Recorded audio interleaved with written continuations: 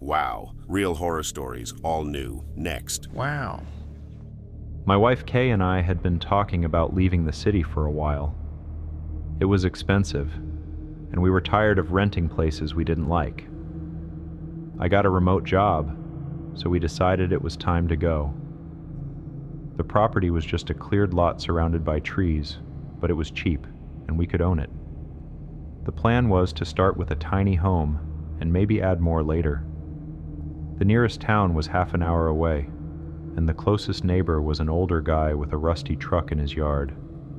It wasn't perfect, but we figured it'd be worth it. We bought it at an online auction. No bidding war, small down payment. The listing mentioned a cabin with power and plumbing, enough to live in while we built. When we finally arrived and saw it in person for the first time, the cabin looked worn out, with faded siding and a sagging porch. It smelled damp inside, but the water ran and the toilet flushed, so we figured it was fine.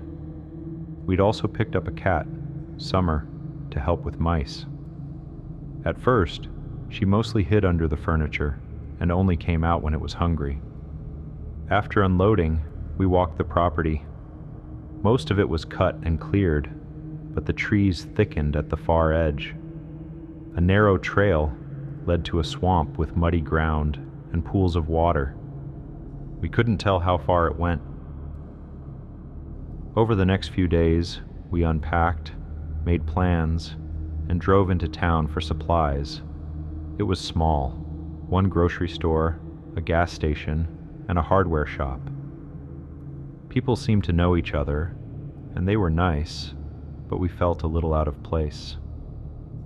Summer wasn't settling in. She mostly stayed hidden, creeping along the walls and darting back under the bed. One night, near the end of our first week, I dropped a box of tools on the porch. Summer panicked and ran into the trees at the edge of the property.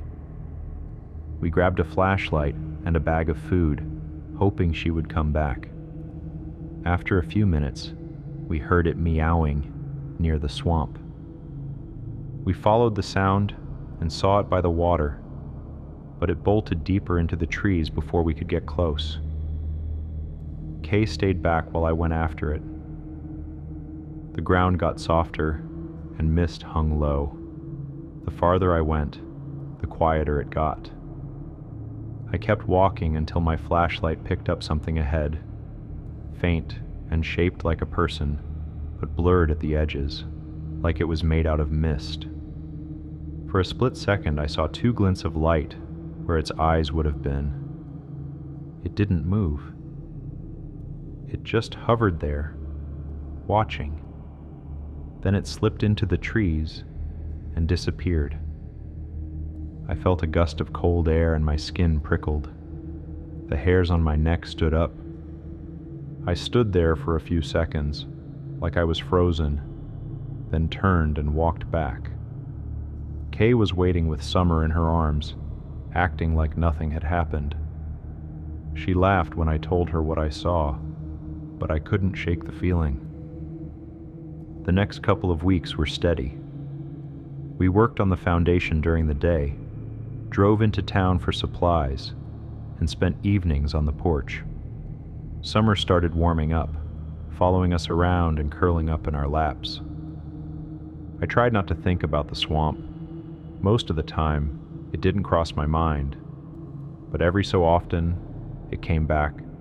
The mist, the shape, the eyes. I kept telling myself it was nothing, but it stuck with me. We got to know some people in town. Most were friendly and curious about what we were building. One afternoon, our neighbor Daryl stopped by. He looked to be in his 50s or 60s, wiry and sunburned, the kind of guy who worked outside a lot. He said he lived down the road, and to let him know if we ever needed anything. While he was there, Kay joked about Summer running off and me chasing her into the swamp. She made it sound funny, but when she mentioned the mist and the figure, Daryl's face changed. It was quick, but I noticed. He brushed it off, saying the locals would love to add it to the ghost stories about the area.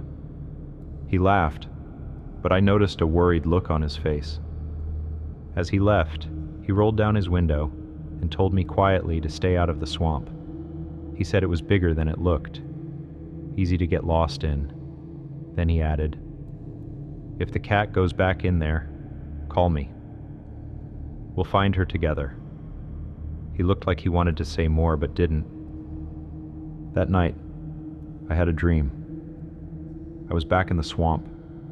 It was dead silent. No frogs, no bugs, no wind. Summer was there, crouched behind some bushes, watching me with reflective eyes. I kept walking until I reached a dark pond. Someone was at the edge. Me. I was hunched over the water, moving my arms. When I stepped closer, the other me turned around. Its face was wrong, stretched and twisted. It was holding Kay's head underwater. She was kicking, trying to get free. Then I noticed dozens of dark, misty figures, like the one I saw that first week, all standing around the pond, peering back at me. I woke up drenched in sweat. Kay stirred and asked what was wrong, but I just said it was a bad dream. She rolled over and went back to sleep. The dreams didn't stop. Every night, I saw the same thing. Kay drowning, the figure watching, and me holding her down. After 3 or 4 days, I was barely sleeping at all. I couldn't shake the dreams or the feeling that something was off. I kept telling myself it was just nerves, but it wouldn't go away. I decided the only way to stop thinking about it was to go back to the swamp and prove to myself it was nothing. That night, after Kay fell asleep, I grabbed a flashlight and slipped outside. Summer was sitting on the porch, watching me, but she didn't follow. Mist hung low when I reached the swamp. I marked my path with strips of tape as I went, sticking them to trees so I wouldn't get lost.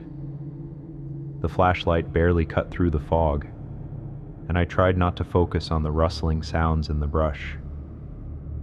Eventually, everything went silent. No bugs, no wind. I stopped walking and realized I was standing in water. My boots were sinking. When I swung the flashlight around, I saw eyes reflecting back at me. There were dozens of them, just like in my dream. Misty shapes just beyond the trees. They looked almost like people, but not quite. My boots kept sinking, and no matter how hard I pulled, the mud wouldn't let go. It felt like something was holding me there, pulling me into the swamp.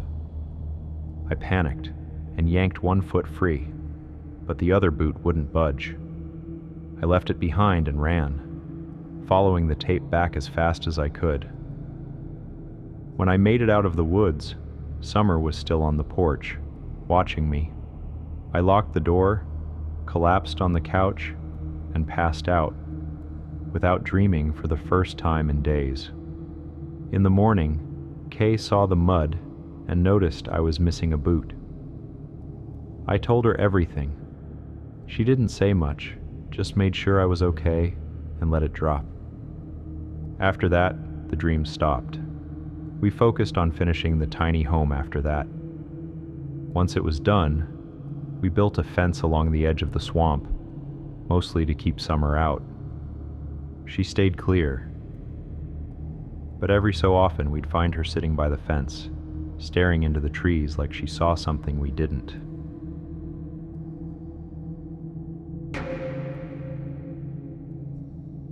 The tour was almost over. We had a couple more shows before we'd be back home, but this part of the drive felt like it would never end. Jesse booked the shows without really looking at a map, and now we were paying for it. None of us thought it'd be this empty out here. This was my first cross-country trip. and I never realized how vacant most of the country is. I guess I always thought America was cities and suburbs, with farmland in between. But out here it's more like endless stretches of nothing. Even the places where people live feel deserted, like they're just waiting for everyone to leave. We'd been driving all day, and Simon said he couldn't go any farther. Nobody argued. PJ saw a dirt road off the highway and said we should check it out. It led into some scrubby hills and trees, and there were a few houses or trailers scattered way off in the distance. It looked like basically all the other places we camped. We parked and started pulling the gear out. Nobody said much. On tour, so many things become almost automatic, as if done by muscle memory, not just the music, the same set every night, but other stuff, like gas station breaks, hauling things in and out of the van. Of course, there are some wild nights and crazy shows, with partying and all that, but mostly touring can feel very repetitive, although in a pleasant, almost dreamy sort of way. We piled out and set up the tents like usual and tried to make it quick. We got a small fire going and brought out the cooler with some burgers and stuff and a case of beer. Jesse kept looking around, but it was mostly quiet, just wind and leaves. PJ pulled out his phone to check the map, but there wasn't any service. Then he said, "Hey, look at this." He showed us the screen. There was a Wi-Fi network. It sounds insane. I know, but the name of the network was Stalker in the Woods. Nobody said anything at first. Then Simon laughed and said it was probably someone's idea of a joke. Jesse said, yeah, it was dumb, but kind of funny if you lived way out here and wanted to freak people out. We got the tents up and grilled some burgers over the fire, drank a few beers we'd picked up earlier. I don't really remember what we talked about, just the usual stuff. Jokes, stories we'd already told a dozen times, random things that didn't matter. We laughed a lot. Touring like this could wear you down fast. Long drives, no sleep, stuck in a van with the same people every day. But then we'd have nights where it felt like nothing else mattered. I loved playing the shows, but mostly it was this, being out here with my friends, going nowhere in particular, and just feeling alive. Simon stood up and said he needed to go to the bathroom, then stumbled off towards a small group of trees. PJ pulled a couple beers from the cooler, handed me one, and grabbed the keys to punch holes in the cans. "Shotgun?" he asked. "Why not?" I said. We lined up by the fire. I counted down from 3, and just as we popped the beers and started chugging, we heard Simon yell. It wasn't loud at first, but it was sharp, enough to throw PJ off. Beer spilled down his shirt as he coughed and swore. I managed to finish mine and wiped my mouth while we both turned toward the sound. Simon yelled again. This time it was louder, and he sounded freaked out. We grabbed the flashlight and took off. Simon was standing near the edge of the trees, shining his light on the ground. He didn't say anything when we got there. He just pointed. It was a bear trap. One of the big metal ones with the teeth, clamped shut. There were 2 broken bones sticking out on either side, snapped clean and left behind. Nobody said anything at first. PJ asked what kind of bone it was, but none of us could tell. Whatever it came from must have been big, though.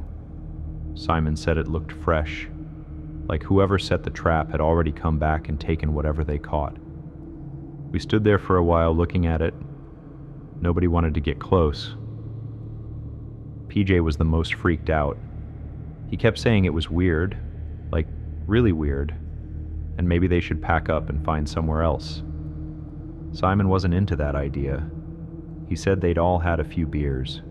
It was late, and nobody wanted to deal with packing everything up, just to drive who knows how far for another spot.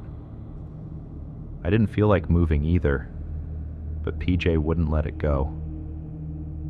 Finally, Simon said, "Fine, I'm sleeping in the van, doors locked. That settled it. We all decided to do the same. We put out the fire, stuffed everything back in the van, and left the tent set up for the night. The van was cramped, but it felt better than being outside. At first, we kept talking about the trap and the Wi-Fi name, throwing out dumb theories to freak each other out. PJ said it was probably some psycho who lived out here and hunted people instead of animals. Simon said it was just a prank, something to mess with idiots like us. Eventually, the mood shifted, and we started joking about how soft we'd gotten after weeks on the road, acting like a couple of bones in the dirt was the end of the world. Someone brought up how good it'd feel to finally get home, sleep in a real bed, and eat something besides gas station food. The conversation faded pretty fast after that. Simon and PJ passed out first. I sat there, listening to them snore and shifting around, trying to find a comfortable spot. It was annoying, but after a while, my eyes started to droop, and I felt myself drifting off. The sound of tires on gravel snapped me awake. I sat up fast, hitting my head on the roof of the van. For a second, I thought I imagined it, but then I heard an engine, low and steady, getting closer. Headlights swept through the trees, lighting up the campsite as the vehicle circled us. I turned and shook Simon and PJ. "Wake up," I whispered, sharp but quiet. "Someone's here." They sat up groggy, but when they saw the lights, they didn't ask questions. We all froze as the engine cut off and the doors creaked open. Footsteps crunched on the gravel, slow and deliberate. Whoever it was paced around the campsite. We couldn't see him from the back of the van, but we heard it. The fire pit, the cooler, the beer cans. He was checking everything. Then he stopped at the tent. We heard the fabric shift, like he was brushing against it, or maybe looking inside. He lingered there long enough to make my heart pound in my ears. Then the footsteps started again. They came closer. The van had a long tinted window on the side, but it was dark enough inside that we thought he couldn't see us. Even so, when his shadow filled the window, we all tried not to breathe. He stood there for what felt like forever, just a shape, tall and still, like he was staring right at us. Finally, he moved. We heard him walk away, into the trees where the trap was. There was this slow, heavy creaking sound, metal grinding against metal. Then a snap, loud but muffled, like the trap locking back into place. More footsteps. He passed by the van again, slow and steady, then got into his truck. The headlights came on, blinding us for a second, and I saw PJ's face, eyes wide, mouth open like he was about to say something but couldn't. The truck rumbled to life and drove off. We sat there, waiting to see if he'd come back. Nobody moved. Then Simon said, "We need to go. Now." We scrambled out of the van and tore down the tent, shoving everything into the back without even trying to pack it right. Nobody talked. We just moved as fast as we could. Simon got behind the wheel and swung the van around toward the road. As the headlights swept past the trees, I looked at the trap. It was open again, and the bone was gone.